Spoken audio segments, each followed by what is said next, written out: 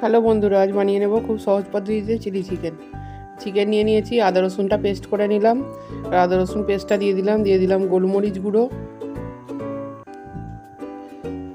দিয়ে দেবো লঙ্কা গুঁড়ো, পরিমাণ মতো লবণ, দিয়ে একটা ডিম দিয়ে দিলাম, দিয়ে ভালো করে সব একসঙ্গে মেখে নিলাম।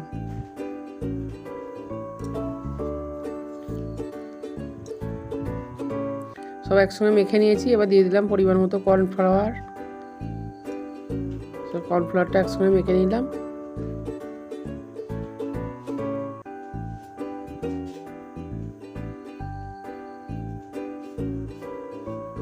তেল গরম হয়ে গেছে, আর চিকেনগুলো একটা একটা করে দিয়ে দিলাম।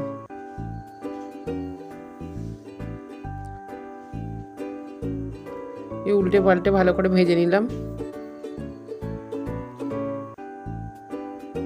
হাড় ছাড়া মাংস হলে খুব ভালো হয়। এখানে একটু একটু হাড় আছে চিকেনেতে, থাক অসুবিধে নেই, কিন্তু হাড় ছাড়া মাংস হলে খুব সুন্দর হয়।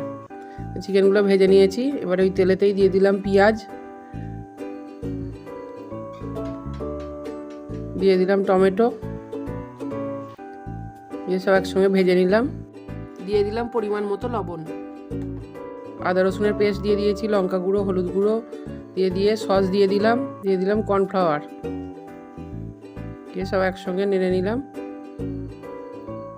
একটু সয়া সস দিয়ে দিলাম। ভেজে নেওয়া চিকেনগুলো দিয়ে দিলাম,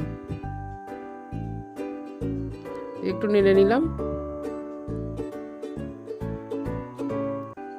দিয়ে দিলাম ধনেপাতা। টক ঝাল চিলি চিকেন রেডি। খুব অসাধারণ খেতে হয়, ভাত এবং রুটির সঙ্গে খুব সুন্দর লাগবে। টাটা।